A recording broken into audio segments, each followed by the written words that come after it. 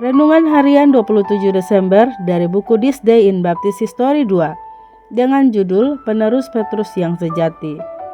Nats yang diambil Roma pasal 1 ayat 13. Pada tahun 1863, dua orang baptis dari Inggris membayangkan Injil menyebar ke Italia dan memutuskan bahwa Tuhan ingin mereka melayani Dia di sana. Oleh karena itu, Reverend James Wall dari Calne, Wiltshire dan Reverend Edward Clark memasuki ladang itu dengan biaya sendiri. Pada perkumpulan Baptist Union di Bristol pada tahun 1868, sejumlah saudara membentuk sebuah komite untuk membantu kedua misionaris tersebut secara finansial. Pada tahun 1891, Baptist Missionary Society of Britain secara resmi mengambil alih tanggung jawab sponsor pekerjaan para misionaris di Italia. Ini merupakan upaya misionaris zaman modern pertama di antara kaum Baptis di Italia. Dahulu kala, Italia adalah tanah leluhur kaum Baptis kita, kaum Waldensis, dan tidak ada pilihan yang lebih baik yang dapat diambil bagi para pekerja Baptis.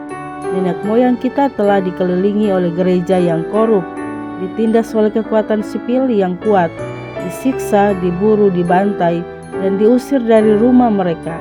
Pada akhirnya, kaum Waldensis telah dimusnahkan hampir seluruhnya. Sungguh tempat yang luar biasa untuk memperkenalkan kembali pesan Injil yang murni dan tidak tercemar.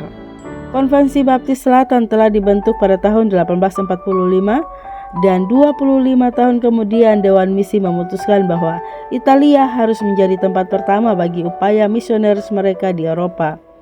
William N. Cote, seorang hamba Tuhan dan dokter, pernah bekerja di YMCA di Paris, Prancis selama beberapa tahun dan diputuskan untuk menunjuk dia untuk diawasi pekerjaan di Italia. Dr. Cote mungkin adalah misionaris non-Katolik modern pertama yang memasuki kota Roma.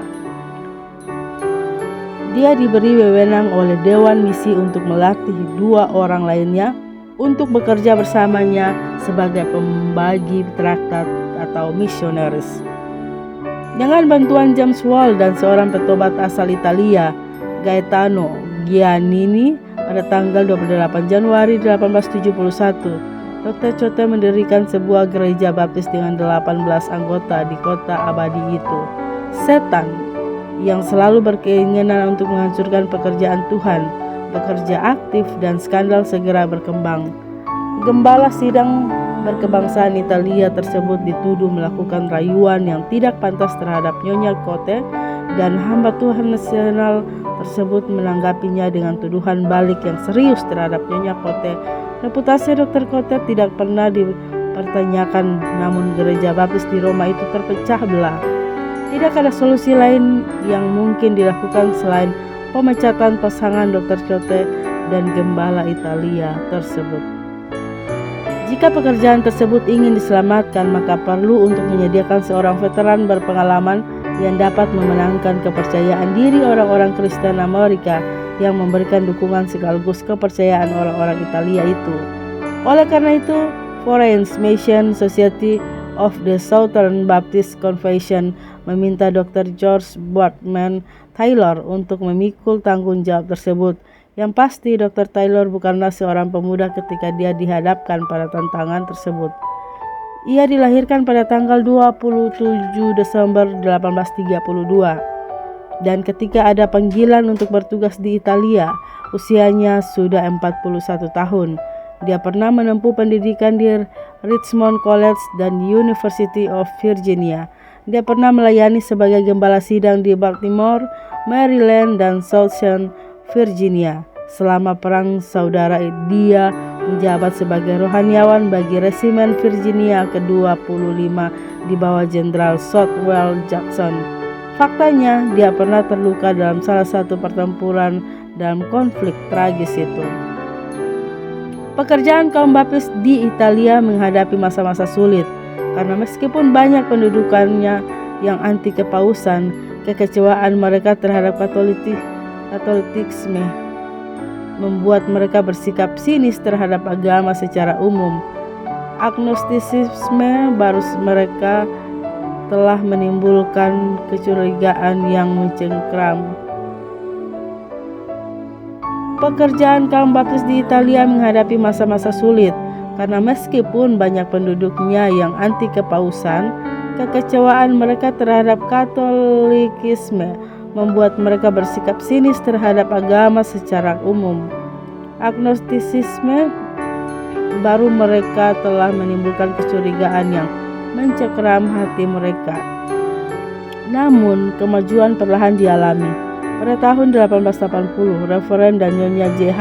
Eagle bergabung dengan Dr. Taylor dengan harapan cerah bagi pekerjaan penginjilan Italia. Misi tersebut mengalami kemunduran pada bulan Maret 1884 ketika Dr. Taylor mengalami kehilangan yang sangat menyedihkan atas kematian istrinya. Kehilangannya sangat terasa. Dalam laporan tahunan tahun 1899, kemajuan berikut disebutkan sekitar 14 gereja dari kepercayaan dan ordo kita membuktikan keberhasilan pekerjaan ini.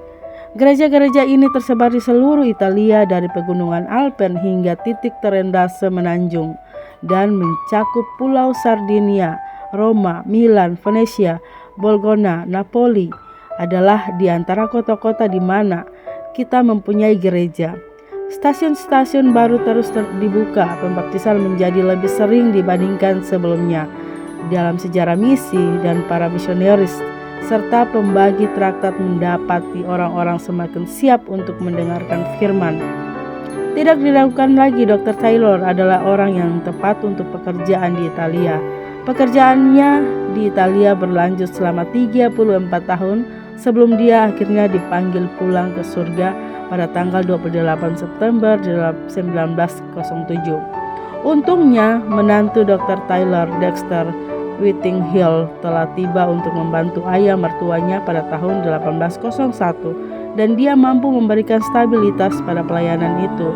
Pada tahun 1923, lembaga misionaris baptis menarik dan memindahkan properti mereka kepada Dewan Misi Luar Negeri Konferensi Selatan.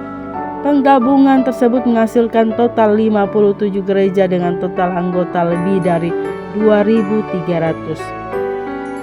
Terlepas dari kenyataan bahwa para misionaris baptis di independen secara bertahap telah membuat terobosan di Italia sejak tahun 1950-an, ladang ini masih merupakan ladang yang sangat sulit hingga hari ini. Mari kita berdoa bagi para misionaris baptis fundamentalis yang bekerja di negeri-negeri sulit seperti Italia, agar Tuhan memperkaya pelayanan mereka dengan buah-buah berharga yang dapat bertahan lama. Renungan tambahan Dr. Suwanto Liau. Poin pertama, misi baptis ke Italia, tanah kaum Waldensians, atau juga disebut Waldenses, kumpulan orang percaya yang dipimpin oleh Peter Waldo pada abad 12. Heran sekali karena baik Calvinis maupun pengikut Zwingli mengaku Waldenses sebagai nenek moyang rohani mereka, padahal Waldenses ini penentang pembaptisan bayi dan penentang gereja negara. Lebih tepatnya mereka sesungguhnya adalah nenek moyang rohani kaum baptis yang sama-sama menentang pembaptisan bayi dan gereja negara. Kaum Waldenses ini karena menentang Katolik kemudian dipunahkan. Ini adalah fakta sejarah yang tak perlu dibantah. Poin kedua, pada abad 19, kaum baptis fundamentalis kembali membawa Injil yang murni ke tanah Italia, tempat yang pernah memiliki Injil yang benar yang dipancarkan oleh kaum Waldenses. Catatan sejarah memberitahukan kita bahwa di tiap-tiap zaman Tuhan membangkitkan pahlawan kebenaran.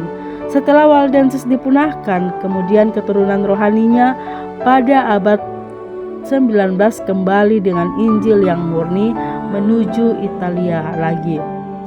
Tuhan mau ada anak-anaknya yang rela membawa Injil ke daerah-daerah yang sulit dan siap menjadi pahlawan. Orang-orang demikian bukan hanya nama mereka akan tercatat di sorga, bahkan Tuhan sudah siapkan upaya untuk mereka. Maukah Anda menjadi salah satunya? Pastikan Anda telah berposisi di dalam kebenaran dulu. Poin ketiga, pelayanan Dr. George Boardman Taylor sangat diberkati Tuhan. Setelah bertempur sekian puluh tahun sampai tahun 1932, timnya berhasil membangun 57 gereja dengan 2.300 anggota jemaat. Walaupun tidak seberapa jika dibandingkan dengan populasi penduduk, namun setidaknya mereka telah berhasil meletakkan pelita di berbagai lokasi di Italia. Wilayah yang sangat gelap karena tertutup awan gelap Katolisisme yang mengajarkan keselamatan melalui ritual sakramen. Mereka sesungguhnya sangat kasihan karena seperti kata Amsal 14 ayat 22, ada jalan yang disangka orang lurus tetapi ujungnya menuju maut. Mereka perlu mendengar Injil dari keturunan rohani Waldensis dan membandingkannya untuk tahu mana yang benar. Demikian juga Anda. Demikian renungan hari ini 27 Desember bersama saya Lina Dadi. Tuhan Yesus menyertai dan Maranatha.